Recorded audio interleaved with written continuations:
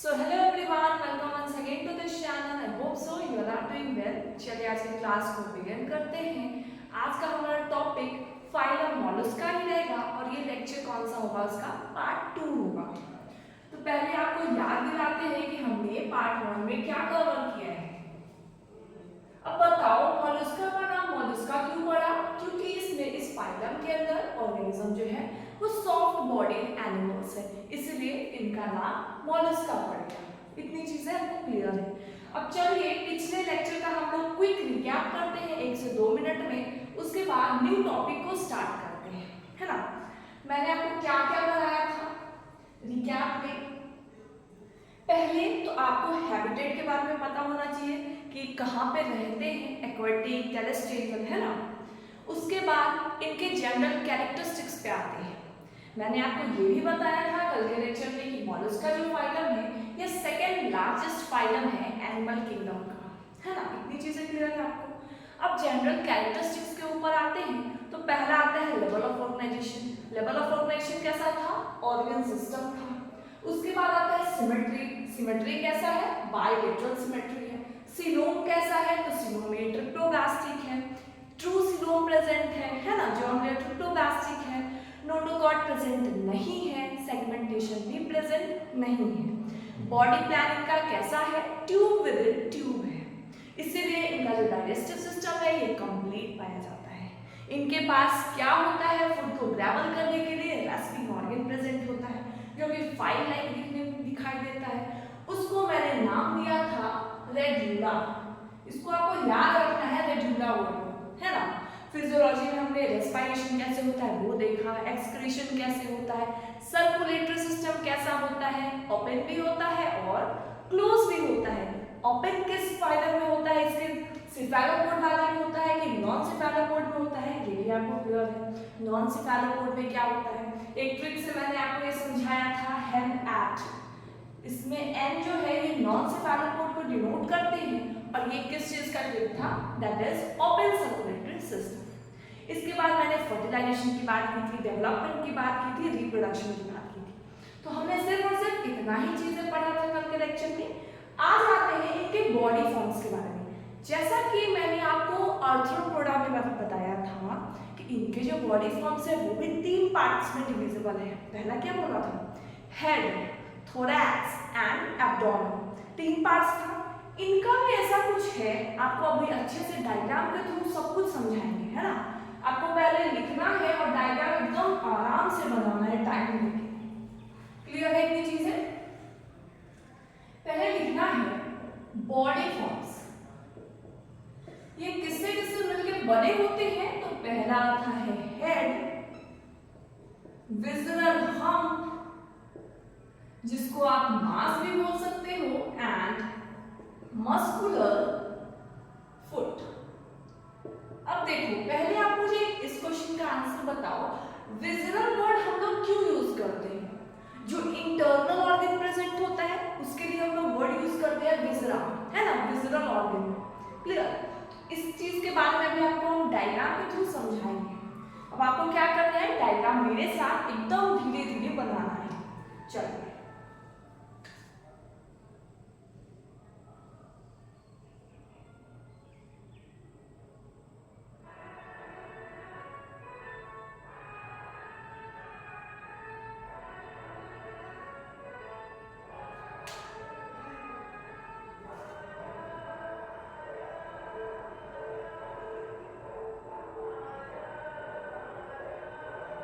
आपको same exact वैसे ही बनाना है। मैं आपसे माफी मांगती हूँ क्योंकि आपको भी पता है नवरात्रि का सीजन चल रहा है, अभी हर जगह गाने बजते रहते हैं, तो थोड़ा सा कॉम्प्रोमाइज कर लेना है ना। तब तक मैं डायग्राम भी बना रही हूँ, अभी आपको कुछ मैं समझा नहीं रही हूँ, तो अगर आपको थोड़ा बहुत बाहर का आवाज भी आ जाए तो आप उसको मैनेज कर लेना, है ना। चलिए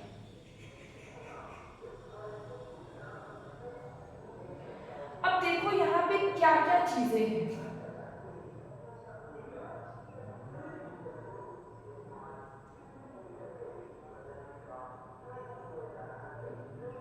देखो इसको बोलते हो आप टेंटिकल्स। क्या बोलते हो? टेंटिकल्स। इसको आप बोलते हो हेड, यहाँ पे आता है मस्कुलर फुट, ये क्या है, एलिमेंट्री कैनाल।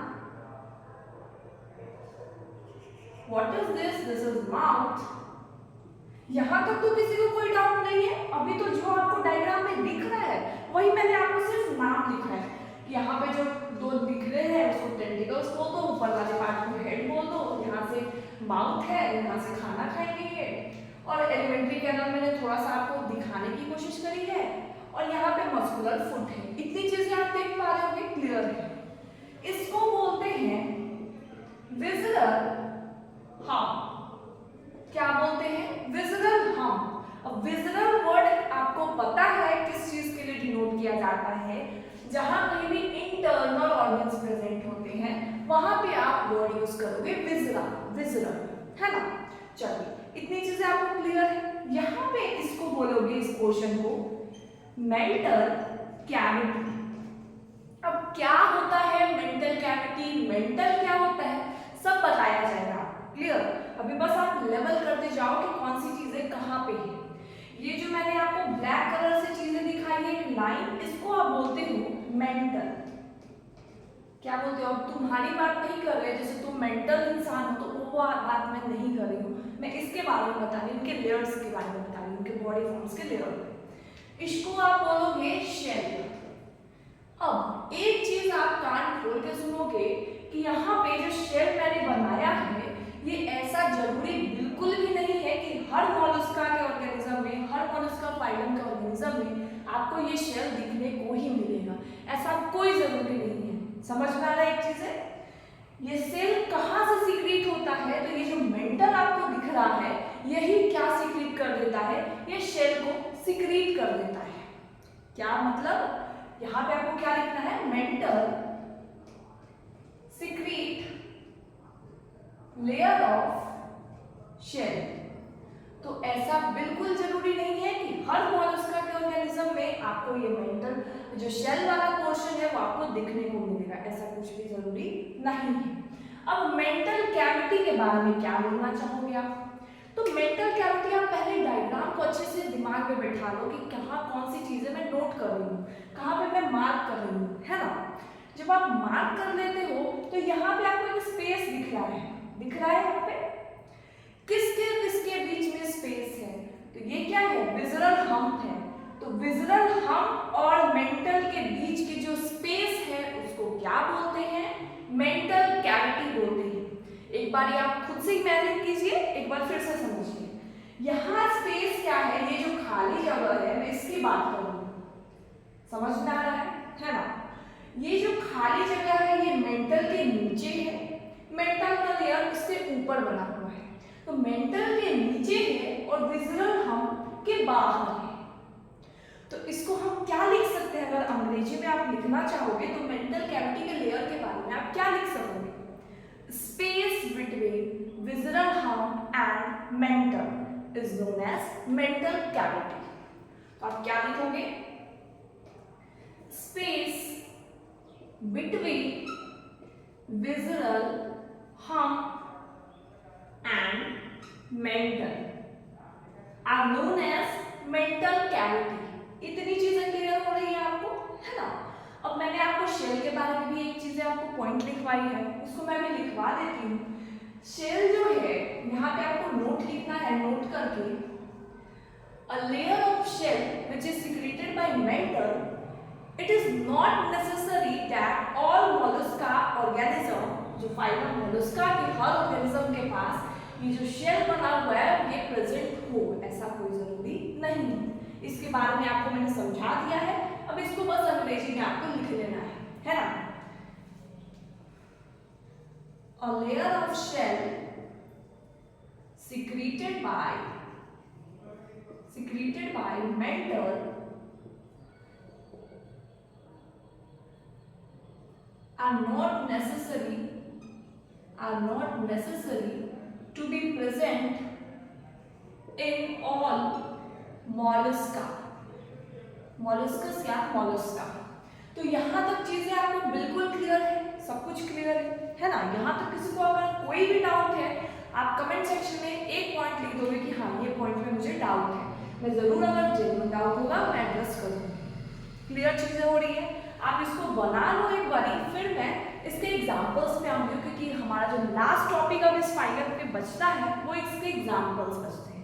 एग्जाम्पल्स के अलावा हमने सब कुछ कवर अप कर लिया है, तो हमें एनसीईआरटी की रीडिंग भी लगानी है, क्योंकि हमें कॉन्फिडेंस में लाना है इस टॉपिक में। तो फटाफट आप इसको नोट डाउन कीजिए, फिर आते हैं।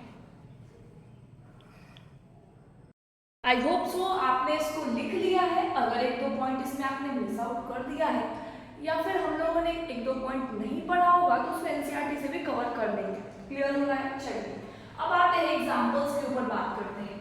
तो इनके टोटल 8 एग्जाम्पल्स हैं। कितने एग्जाम्पल्स हैं? 8 एग्जाम्पल्स।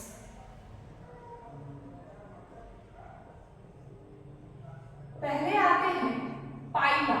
आपको पता है साइंटिफिक नेम हमेशा फर्स्ट लेटर कैपिटल में होगा और अंडरलाइन भी होगा, है ना, क्योंकि हम लोग साइंटिफिक नेम फर्स्ट में लिखते हैं, बाद में मैं ब्रैकेट में कॉमन नेम लिखूंगी इसका। समझ में आ रहा है इतनी चीजें? किसी को कोई भी डाउट है? अगर आपको साइंटिफिक नेम लिखने में दिक्कत आ रही है, नहीं समझ में आ रहा है, तो आपको कैरलस लीनियस के नोमेनक्लेचर के बारे में पढ़ना चाहिए। वो क्या बोलते हैं, कैरलस लीनियस ने यही बोला है कि जो भी साइंटिफिक नेम आप लिखते हो तो पहले आप किसका नाम लिखोगे? जीनस नेम लिखोगे, फिर स्पीसीज नेम लिखोगे, और जीनस नेम हमेशा कैपिटल में होता है ना।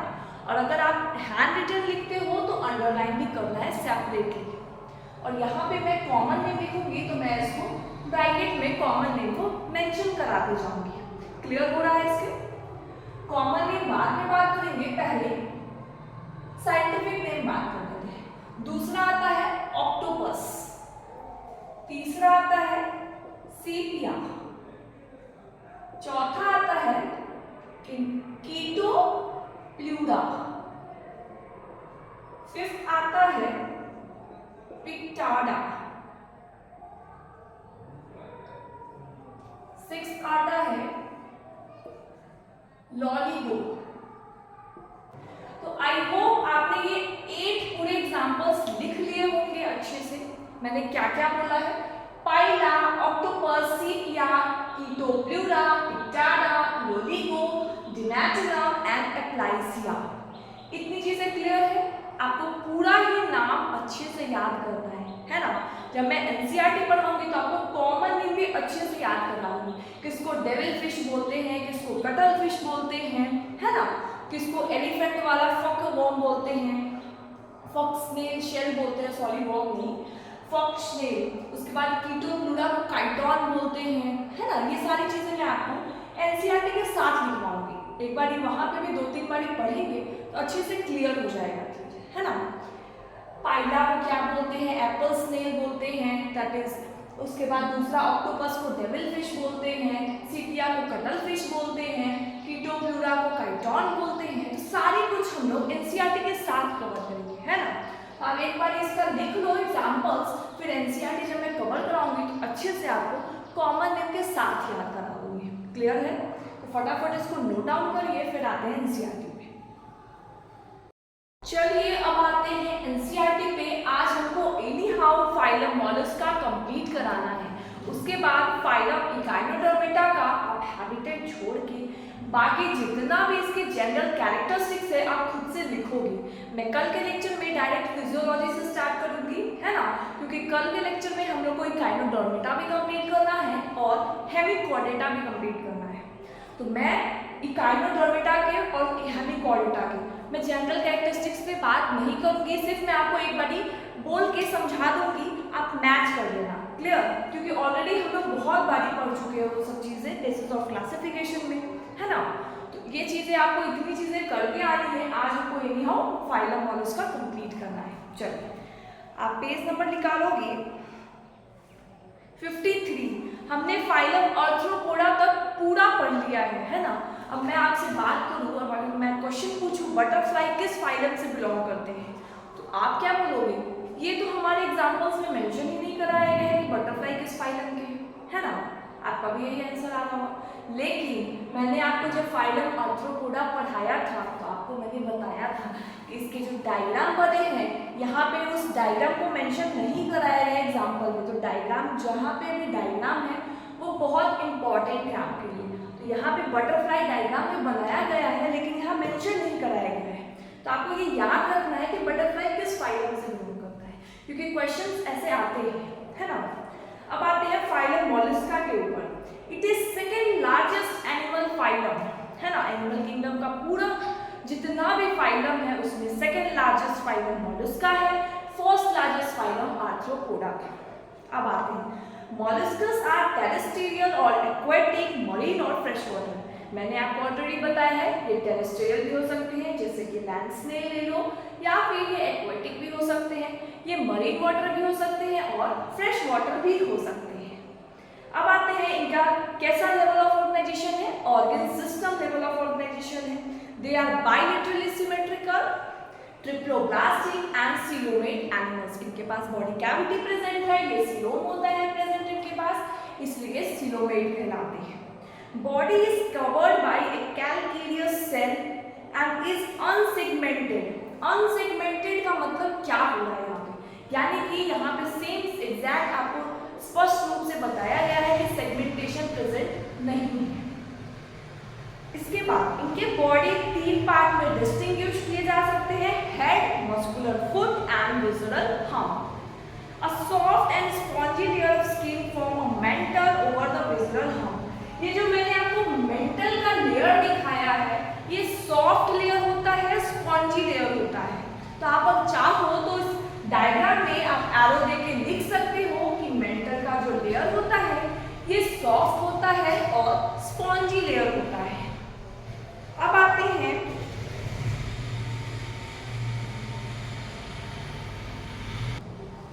चलिए यहाँ तो चीजें आपको क्लियर है।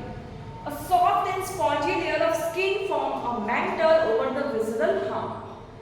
The space between the hump and the mantle is known as mental cavity. Visceral hump और mental के बीच का जो space है इसको बोलते हैं mental cavity. In which feather-like gills are present. तो यहाँ पे आप एक चीज मेंशन करोगे, ये जो मेंटल कैविटी है, इसीलिए मैं बोलती हूँ कि क्लास के बाद एनसीईआरटी पढ़ना क्यों इंपॉर्टेंट है, क्योंकि एक छोटी मोटी पॉइंट भी अगर मिस आउट हो जाती है तो आप एनसीईआरटी से उसी टाइम पे पकड़ सकते हो, उसको लिख सकते हो, है ना। इसीलिए आप इस लेक्चर के बाद भी आप एक दो बार खुद से एनसीईआरटी भी रीड करोगे, है ना। अब यहाँ पे क्या हमारा पॉइंट छूट गया था, मेंटल कैविटी के अंदर क्या होता है, फेदर लाइक गिल्स प्रेजेंट होते हैं जिसको आप टिनिडिया बोले थे, है ना। मैंने फिजियोलॉजी में आपको रेस्पिरेशन एंड एक्सक्रीशन दोनों के लिए क्या लिखवाया था, टिनिडिया आर प्रेजेंट। तो ये टिनिडिया कहाँ पे प्रेजेंट होता है, तो ये मेंटल कैविटी के अंदर प्रेजेंट होता है, फेदर लाइक गिल्स प्रेजेंट होता है जिसको आप बोलते हो टिनिडिया। क्लियर हो रहा है ये चीजें।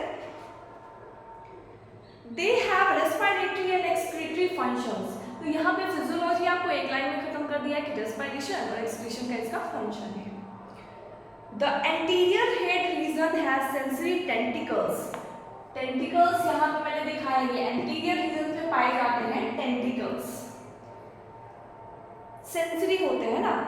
The mouth contains a file-like rasping organ for feeding that is called radula. Food को ग्रैबल करने के लिए rasping organ प्रेजेंट होता है। ये कैसा दिखाई देता है, फाइल-like। तो रेडुला जो है, अगर आपसे पूछ दिया कि मोलस्का फाइलम में रेडुला प्रेजेंट होता है कि नहीं होता है और रेडुला का फंक्शन क्या है, अगर बोल दिया ऑप्शन ए कि रेडुला का फंक्शन है रेस्पिरेशन में, ऑप्शन 2 एक्सक्रीशन में, ऑप्शन 3 डाइजेशन में, तो आप क्या मार्क करोगे, है ना। तो डाइजेशन में मैंने आपको लिखवाया था कि रेडुला प्रेजेंट होता है, उसी टॉपिक में मैंने आपको लिखाया था। तो इसका आंसर क्या हो जाएगा, डाइजेशन टॉपिक हो जाएगा। चलिए यहाँ पे दो चीजों का डायग्राम दे रखा है एनसीईआरटी में, एक पाइला का दिया है और दूसरा ऑक्टोपस का दिया है जिसको आप डेविल फिश बोलते हो। इसका कॉमन नेम क्या है ऑक्टोपस का, डेविल फिश, है ना। चलिए पाइला का क्या है, एप्पल स्नेल। मैं आपको कॉमन नेम के साथ अभी याद करा देती हूँ सारी चीजें, आपको बस मेरे साथ बोलते रहना है ना। अब आते हैं They are usually dioecious and oviparous with indirect development. तो डेवलपमेंट कैसा है, इनडायरेक्ट, है ना। इनका जो रिप्रोडक्शन कैसा है, ये डायोशियस है, यानी कि ये यूनिसेक्सुअल है। उसके बाद इनके जो फर्टिलाइजेशन है इसके बारे में कुछ भी एनसीईआरटी नहीं लिखती है, इसलिए मैंने आपको लिखवाया भी नहीं है इसके बारे में, है ना। इसके बाद मैंने ये लिखवाया था, आपको मेंशन कराया था कि दे आर मोस्टली ओविपेरस, यानी एग लेइंग एनिमल्स होते हैं। अब आते हैं इनके एग्जाम्पल्स के ऊपर। एग्जाम्पल्स क्या है? 8 एग्जाम्पल्स है, 8 एग्जाम्पल्स है। 4 करके हम लोग याद करेंगे। पहले याद करो पाइला, पाइला यानी कि एप्पल स्नेल। फर्स्ट वन पाइला, जिसको आप बोलते हो एप्पल स्नेल। दूसरा ऑक्टोपस, क्या है? दूसरा ऑक्टोपस, जिसको आप बोलते हो डेविल फिश। पहला क्या था? एक बार और बोलो, पाइला, जिसको आप बोलते हो एप्पल स्नेल। दूसरा कौन सा था? ऑक्टोपस, जिसको आप बोलते हो डेविल फिश। क्या बोलते हो? Devil fish. तीसरा पेनिक्टाडा, जिसको आप बोलते हो पर्ल ओयस्टर, यानी कि मोती देने वाला ऑर्गेनिज्म, वहां से पर्ल निकाला जाता है ना। तो पेनिक्टाडा को क्या बोलेंगे? यहाँ एन लगाना है, इसको बोलते हो पर्ल ओयस्टर। सीपा, सीपिया, सीपिया बोलो कटल फिश। उसके बाद लॉलीगो, जिसको आप स्क्वैड बोलते हो। Aplysia, sea hare. Dentalium, tusk shell. And Chaetopleura, जिसको आप काइटोन बोलते हो। यहाँ टस्क शेल को आप किससे रिलेट कर सकते हो? एलिफेंट के, है ना। एलिफेंट टस्क शेल लिख सकते हो आप इस चीज को। तो कितने एग्जांपल्स हो गए टोटल हमारे? पहले एक बार पूरा एग्जांपल्स को रिमाइंड करते हैं। पोरिफेरा में कौन सा एग्जांपल्स था? Euspongia, Spongilla, Sycon. सिलेंड्रेटा में Hydra, Adamsia, Aurelia, Physalia, Obelia, Pennatula, Gorgonia, Meandrina. 8 examples. उसके बाद फाइलम सिलेंड्रेटा, जिसमें 2 एग्जांपल थे। सिलेंड्रेटा ऑलरेडी हमने कवर किया, जिसमें 8 एग्जांपल्स थे। थर्ड कौन सा आता है? जिसको आप बोलते हो टीनोफोरा, उसमें 2 एग्जांपल्स थे, प्यूरोब्रेकिया एंड टीनोप्लेना। फोर्थ कौन सा फाइलम था? फाइलम प्लेटीहेलमिन्थेस, जिसको आप बोलते हो फ्लैटवर्म्स, है ना। इसमें कौन से एग्जांपल्स थे? तो इसमें 3 एग्जांपल्स थे। फर्स्ट वन डुगेशिया, दूसरा टीनिया एंड तीसरा फेसियोला। क्लियर है? उसके बाद फिफ्थ फाइलम दैट इज एस्कीहेलमिन्थेस। इसमें कितने एग्जांपल्स थे? 3 एग्जांपल्स थे, एस्कैरिस, फ्यूचेरिया एंड एनक्लाइस्टोमा। आई होप आप इतना ही फास्ट, जितना मैं बोल रही हूँ इतना फास्ट आप भी रिकॉल कर पा रहे होंगे, है ना। एनेलिडा के कितने एग्जांपल्स थे? तो उसमें भी 3 एग्जांपल्स थे, फेरिटीमा, नेरिस एंड हिरिनोडेरिया। उसके बाद आते हैं एनेलिडा के बाद आर्थ्रोपोडा पे। आर्थ्रोपोडा के कितने एग्जांपल्स थे? तो आर्थ्रोपोडा में एडीज, एनोफिलीज, बॉम्बेट्स, हनीबी, एपीज, जिसको बोलते हो। उसके बाद लास्ट में लिम्यूल्स, है ना। इतनी चीजें थी। उसके बाद अब मैं आपसे एक क्वेश्चन पूछती हूँ, जो फाइलम आर्थ्रोपोडा में एक ऐसा ऑर्गेनिज्म था जो ग्रुप में अटैक करता था और पूरे क्रॉप को डिस्ट्रॉय कर देता था, ऐसा कौन सा फाइलम में ऑर्गेनिज्म का नाम है? आप मुझे कमेंट सेक्शन में मेंशन कीजिएगा। जिसका आंसर करेक्ट होगा मैं उसको पिन कर दूंगी, है ना। उसके बाद फाइलम मोलस्का पे आ गए हम लोग। अब मोलस्का के बाद सिर्फ इकाइनोडर्मेटा, हेमिकॉर्डेटा। इसके बाद अगर हेमिकॉर्डेटा हमने कंप्लीट कर लिया, मतलब आपका 75% चीजें कंप्लीट हो गई, है ना। नॉन कॉर्डेट्स इसमें बहुत ज्यादा इसके बारे में कैरेक्टरिस्टिक्स है, कॉर्डेट्स के बारे में बहुत ज्यादा आपको नहीं पढ़ना है, मतलब 75% चीजें आप हेमिकॉर्डेटा तक ही पढ़ लोगे इस चैप्टर का, है ना। अब इसमें कितने एग्जांपल्स थे? तो इसमें 8 एग्जांपल्स थे, पाइला, ऑक्टोपस, उसके बाद हो गया डेनेटुला, पिनिक्टाडा, है ना। उसके बाद सीपिया, कीटोप्लूरा, उसका लॉलीगो एंड एप्लाइसिया। आप बोलते जाओगे 3-4 बारी तो आपको याद होते जाएगा, आप इसके साथ फ्रैंक होते जाओगे।